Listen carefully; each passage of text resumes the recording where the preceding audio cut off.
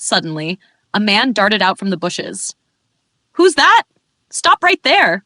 Trigger shouted, eyes narrowing as he gave chase, ignoring Chloe's voice calling after him. His heart pounded as he ran. Did he overhear everything? If Chloe's secret had been exposed, the consequences could be severe.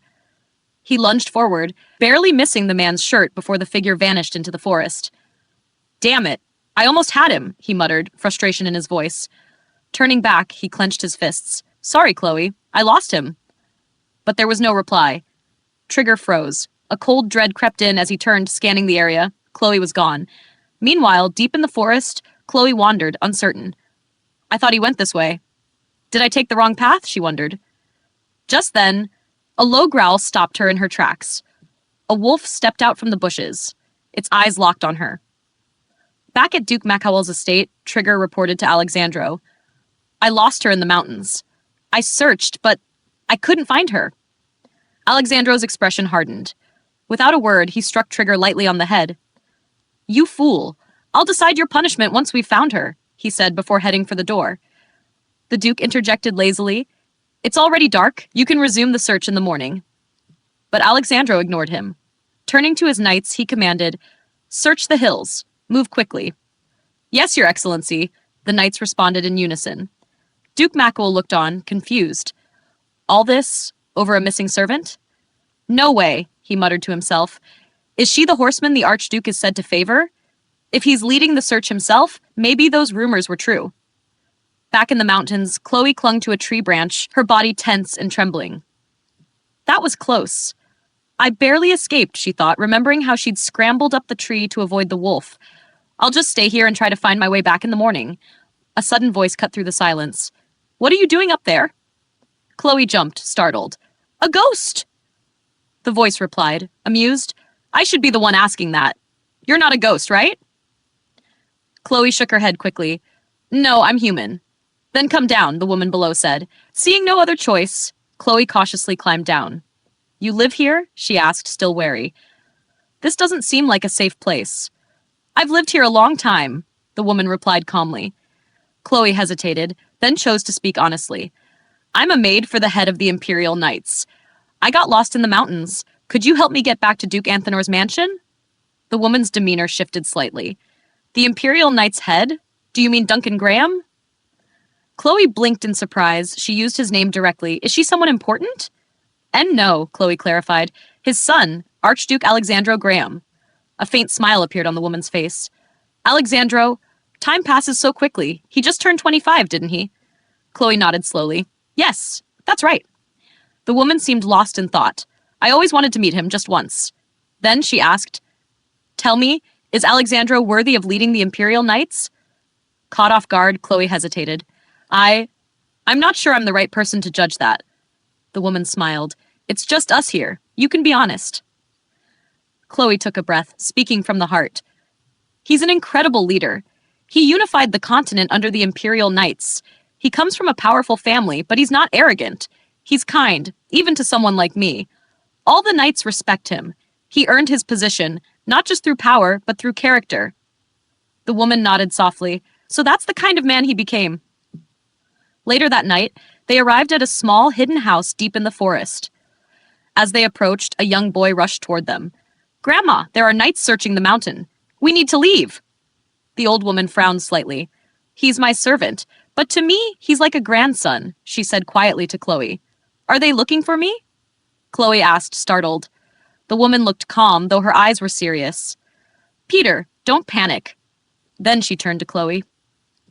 "Young lady, I'm someone the world isn't supposed to know exists." Chloe stared at her. "What do you mean?" "I don't mind dying," the woman said quietly. "But before I go, I want to stay with him until he becomes an adult. That's why we'll leave tonight."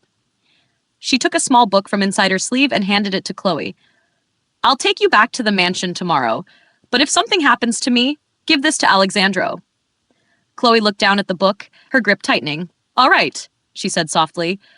The night was long, the glow of torches flickering against the trees as the search party combed through the dense forest. The air felt heavy, each passing minute thick with urgency. "Chloe," Alexandro's voice cut through the quiet, sharp with worry as he scanned the dark woods. A nearby knight raised his torch higher. We've been searching since we lit the torches, but still no sign of her. Where could she have gone? Alexandro's fists clenched. His breathing was uneven, his heart racing. Chloe, please, answer me. I haven't even apologized yet. I haven't asked for your forgiveness. If I never get the chance to see you again, how am I supposed to go on? His voice lowered, tight with regret. I've lived with so much guilt since I met you, so please, just be safe. Just then, a voice called from the shadows. Are you looking for the young lady? Alexandro spun around. You saw her? Where is she? An older woman stepped forward from the darkness. Is she someone important to you? She's my wife, he answered without hesitation. The woman nodded slowly. She's safe. She's at my house. Come with me. Relief washed over him. Is she really unharmed? She's not injured, the woman said. Just shaken. Alexandro moved forward impatiently. How far is it? The woman sighed. It's at least an hour's walk from here. Without another word, Alexandro scooped her up into his arms. What are you doing? Put me down, you insolent brute! I don't have time to argue, he said, already moving. She squirmed in his grip. You have no idea who you're carrying, do you? I'm Julia McCowell. Alexandro came to a sudden halt. Julia McCowell? He stared at her, stunned. But I heard you were dead. She scowled. Did you really think I'd show you the way so easily? His expression turned serious. Weren't the McCowells executed for treason? How are you still alive? Julia narrowed her eyes. And who exactly are you? I told you. I'm her husband. There was a long silence before Julia sighed, muttering, I figured you sounded pathetic enough to be her man, running around the woods for your wife. Alexandro bit back his pride. Now's not the time. Just endure it. Julia studied his expression. Well, you seem desperate enough. Let's go. He exhaled. Thank you. As they moved through the underbrush, Julia asked suddenly, Tell me honestly, did she run away because you hurt her? Alexandro looked at her sharply. What? Of course not. I'd never do that. Then why would she come here, deep into the mountains? She pressed. Alexandro hesitated. It's possible she got lost. She enjoys climbing, spending time in nature. Julia scoffed. You're a terrible liar. That girl's clearly a servant. And you, by your tone and clothes, you're a noble. What kind of man marries a slave? Alexandro met her gaze. What kind of person lives in hiding for 10 years just to stay near someone she cares about? His tone was calm, but firm. Julia paused. So, did you bring her here to run away together? He smirked faintly. You're imaginative. You've been away from people too long. She gave him a sharp look. My son finally found someone who cared about him. I thought I could rest in peace. But now, here you are, barging into my quiet life. Alexandro's eyes narrowed. Julia McCowell, she's supposed to be unmarried, but she speaks like a mother. Her words stirred unease, but he said nothing. Eventually, they reached a small clearing. A modest house sat nestled among the trees. The forest had concealed it well. Then the door opened. Chloe stepped outside. Her eyes widened. Archduke? Alexandro froze for a moment, his breath catching. Without thinking, he crossed the distance and pulled her into a quiet embrace. Archduke? Chloe murmured, overwhelmed. He held her tightly as if to reassure himself she was real. Thank God, he whispered. Then, with quiet resolve and a soft smile, he looked into her eyes. I've come to take you home, Chloe. Chloe blinked, dazed. Her heart raced as their hands met and held, her mind still catching up to the moment, but one thing was clear. He'd come for her. Inside the quiet cabin, Julia sat rocking gently in her chair, lost in thought. I wonder what happened to that child, she murmured to herself. In the adjacent room, Chloe remained still, her cheeks flushed as she stared blankly ahead. I thought he'd stay safe somewhere. But did he leave him there alone? No. More than that. Why did the Archduke pretend we were married? Her mind drifted back to earlier, when Alexandro had thanked Julia for protecting his wife. Her thoughts were cut short as she noticed Alexandro beside her. He had moved closer while she lay in bed. Chloe turned, startled. Archduke? She whispered. But before she could say more, he gently pressed a finger to his lips. Just follow my lead, he said calmly, his gaze holding hers. He pulled her into a quiet embrace. Chloe stiffened, her heart pounding. What should I do? I'm so nervous I can't even breathe. Is this some kind of strategy? We need to leave the mountain in the morning, he said quietly. Try to get some sleep. She nodded slightly. I'm sorry. You got dragged into this because of me. You don't need to apologize, he replied, his tone soft. Lying there beside him, Chloe tried to calm herself. This doesn't mean anything, she told herself firmly. We're just pretending to be married. That's all. But still, I can't sleep like this. She turned her face away, watching him as he closed his eyes. By morning, they had started their descent from the mountain when a night approached. Sensing Chloe's unease, Alexandro asked, "What's wrong?" "I feel bad about what happened last night," she admitted. "I dragged you into all of this." "You didn't," he said plainly. Then turning to the knight, he said, "Let me borrow your sword." Unsheathing it, he looked at Chloe. "Stay here. There's something I have to take care of." Chloe watched him walk into the trees, anxious. There's definitely something between that old woman and him. Why else would we have met her here, on the land where his mother was born? Her hand flew to the old book Julia had given her. "Wait, the book!" She opened it carefully, the aged pages delicate in her hands. It's really old. I need to be careful." Her eyes scanned the contents. Something inside it made her pause in disbelief. Meanwhile, Alexandra arrived at Julia McCowell's cabin. She knelt in prayer, her back to him, completely still. She's supposed to be dead, he thought. His grip on the sword tightened. I don't know how my grandfather overlooked this, but I can't allow someone who traded her children for power to continue living. Raising the sword, he made his decision. She helped Chloe, so I'll make it quick. That's the least I can do. But just as he was about to strike, Archduke, he froze. Turning, he saw Chloe running toward him, eyes wide. You promised you'd grant me one wish. This is it. Please, don't kill her. Alexandra looked at her in silence, then exhaled. It seems God really does listen to prayers, he muttered. Julia let out a bitter chuckle. I didn't even beg for my life. You're a fool. You don't have to hide anymore. Just live quietly in the village, Alexandra said, turning away. A tear slipped down Julia's face. After meeting that girl, I thought maybe I didn't have to die so bitter. Thank you, young lady. She looked at Chloe. I leave him to you now. As Chloe and Alexandra walked down the mountain, the silence was heavy. Did you hear about my mother? He asked quietly. Chloe nodded. Yes. What did you hear? He asked again, his voice even. That she was executed for treason. He gave a small, humorless smile. You once told me there was someone you hated. There's someone I hate too. So much it hurt until the day she died. Chloe's breath caught. Your mother? He nodded. It took me years to confirm it, to really believe she was my mother. I couldn't understand how a mother could hate her child so much. She never even called me by name. A memory surfaced. Come here, she had ordered. Mother, he had said, walking forward. It was the first and last time she hugged him. And then came the betrayal. Duncan, she had shouted, give me the Emperor's title. If not, I'll kill this boy you care so much about. She had taken her own son hostage to seize the throne. Eventually, his father stopped her by taking her life right in front of him. My father didn't just kill her. He had her entire family executed. I told myself they all deserved it. His voice softened. Do you think I was wrong? Chloe looked at him, seeing the pain still lingering beneath the surface. And for a long moment, she said nothing. Chloe hesitated, her shoulders tense. No, I don't think I have the right to judge you by my own standards, she said quietly. She paused, then added, But, Alexandra looked at her, eyes sharp yet uncertain. I remember. She kept saying she wanted you to live a happy and healthy life, Chloe said, recalling Julia's soft-spoken hopes. Then, reaching into her pocket, she pulled out a small book. That grandmother asked me to give this to you. It's Sophia Graham's diary. She offered it to him gently.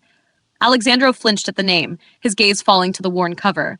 Chloe continued, I didn't read what's inside, but maybe the answer you've been looking for is in here. She stepped back, giving him space. His fingers trembled slightly as he touched the edges of the diary. All his life, questions had haunted him. Why had his mother been so distant? Did she really value power or her family name more than him? Had she ever truly loved him at all? But even if he found the truth now, would it ease the pain? Later, they returned to the Duke's castle. Chloe, you're safe. The knights rushed forward, relief plain in their faces. We looked everywhere for you, you brat. Do you know how worried we were? Who else would give us treats if something happened to you? Chloe smiled faintly, cheeks tinged pink. Thank you, everyone. From a distance, Evan watched silently, arms crossed. Another voice called out, calm and direct. "Welcome back, Archduke." The Duke stood a short distance away. Alexandro nodded silently, the weight of the diary still in his hand. His mind was elsewhere. He went looking for her himself, Evan thought. He had always known the Archduke treated Chloe differently. But was it right to leave things like this? Despite her past, she'd never shown anger or desire for revenge. But the true issue wasn't Chloe. It was Alexandro. Evan had never seen him grow attached to anyone before. Could it be? Does he see her as more than just a servant? The thought startled him. In the quiet of his room, Alexandro opened the diary. Sophia Graham. Not McCowell. She must have written this after marrying his father. The first page dated back 30 years, a few years before their marriage. He began to read. I saw the most amazing man today. His name is Duncan Graham. Who would have thought the Duke's son would be that handsome? I get why he avoids social events. Girls must follow him everywhere. Just like Aunt said, I really wish I could marry him. Sophia Graham fits me more than Sophia McCowell. Please, let me marry him. Please. He blinked. She wanted to marry father? He'd grown up believing his mother had no love for his father at all. His eyes scanned another passage. What? Catherine is engaged to the Duke? No way. Duke Graham is ambitious. He probably wants to marry into a powerful family. Sister told me not to even dream about it, that I'd just be miserable. Julia's so mean. She knows how much I like him. Even if he were a commoner, I'd marry him. Alexandro's jaw tightened. So she wasn't a schemer after all. She was just a young girl in love. He flipped ahead. Open quote, tomorrow is the wedding. I'll finally be Sophia Graham. I've never been so happy. I hope tomorrow comes quickly. Close quote. But that hope had been short-lived. Open quote, you're always busy. It's already been a month since we got married. Close quote. Open quote, marriage is just a deal to me. His father had replied coldly. I bought you from the McCowell family. Their marriage offer was better than the Vandolas. Don't talk to me about pointless things. Close quote. The words hit like a knife. His mother had dreamed of love, but what she received was indifference, transactional and cold. Then came another entry. Open quote, pregnant. I can't believe it. There's a baby inside me. The doctor says I have to be careful. Boy or girl, it doesn't matter. I'll name you Alan if you're a boy, or Lena if you're a girl. Your father may be too busy, but I'll love you enough for both of us. Close quote. Alexandro's breath caught. This entry was dated 2 years before his birth. Wait, Lena? A girl? His hands turned the pages quickly. Weeks were missing from the record. Was the date wrong? Or was there another child? He reached the final page. Open quote. Your mother and sister love you and we're praying for you. Everything will be fine. Close quote. His heartbeat pounded in his ears. Then, what she said was true. All this time he had assumed his mother was cold, even cruel. But her words, buried in the diary, painted a different picture. A young woman in love, then betrayed, who still chose to pour her love into a child she never got to raise properly. Alexandro sat in silence, the diary open in his lap, the truth finally beginning to settle in. Sophia Graham stood trembling, her eyes filled with grief and disbelief as she faced Duncan Graham. What did you say? What did you do to our child? Her voice shook. Duncan remained cold. I told you. I only want a son. I need an heir to carry the empire. Sophia's breath caught. You abandoned an innocent child? I didn't even get to see her. Her voice broke as tears rolled down her cheeks. Unmoved, Duncan replied, To gain the throne, sacrifices are necessary, even of your own blood. He turned and left. Sophia clutched her chest, anger and sorrow twisting together. My child, I was a fool to love a man like you. I will never forgive you. One day, I will make you pay. Back in the present, Alexandro froze as he read the diary. I had a sister, and my father. A year later, passed. Sophia sat in her chambers, trying to quiet her thoughts when the doctor delivered unexpected news. You're pregnant. She went pale. If it's a boy, I'll be trapped here forever. If it's a girl, he might take her away too. I don't want to go through this again. I wish this child wouldn't be born. But months passed, and the cries of a newborn filled the room. My lady, look, a maid said gently, holding the baby. He's healthy and strong. Sophia turned away, unable to look, until one day she glanced at her son's face. The way his tiny fingers wrapped around hers softened something in her. I'll name him Alan, she whispered. He looks just like Duncan. I want to hate him, but I can't. Forgive me, my child. I'm sorry. When Duncan came to see the baby, another argument broke out. Alexandro? I said I want to name him Alan, Sophia insisted. Alan is weak, Duncan snapped. He's my heir. His name will be Alexandro. Sophia's voice cracked. You'll pay for everything you've done. Unfazed, Duncan said. You and I were married for political reasons. A nanny will take care of the child for now. You need time to reflect. He took the baby from her arms. Alan, my sweet Alan, she whispered, helpless once more. As Alexandro grew, he often ran to her, but each time Sophia would say, Go away, I'm not your mother. Her words cut deeply, leaving young Alexandro confused and hurt. She wrote it in her diary, he thought. She loved me, but she couldn't face me. Losing her daughter and being betrayed by my father broke her spirit. He gripped the pages tightly. I've blamed her for everything without understanding the truth. A burning resolve filled him. I'll become emperor. I won't follow in my father's footsteps. I know who I love. I won't let anyone take that from me. He dropped the diary and walked out, determined. Elsewhere, by the lake, Chloe sat quietly, lost in thought. I knew life wasn't fair. Men like him were born for greatness. I'll marry Trigger. He's kind, and I should be grateful. Someone like the Archduke. That's just a passing dream. He'll find someone worthy. Someone who belongs in his world. Just then, strong arms wrapped around her from behind. Archduke? She gasped. He gently turned her to face him. His expression wasn't cold, it was sincere. I've been waiting for this moment, he said softly. I wanted to apologize first, so I wouldn't lose you again. Chloe's heart pounded. I'm sorry, for everything. I know you once hated me. She shook her head quickly. I don't hate you. Not at all. He held her hands, his gaze unwavering. Do you know how I feel about you? She hesitated. You mean you like me? I don't want to rush, he said. We have time, but I won't hide my feelings anymore. I love you. Her breath caught. No, saying I love you isn't enough. I love you more than I've ever loved myself. And I promise, from this day on, I'll only love you until the day I close my eyes. I won't hurt you again. Chloe's eyes welled up. He wants to be with me for a lifetime. He'll only love me? Is this real? Their lips met in a quiet, heartfelt kiss. If this is a dream, I never want to wake up, she thought. Thank you so much for watching this recap. If you enjoyed it, don't forget to like, comment, and subscribe for more manhwa summaries and updates.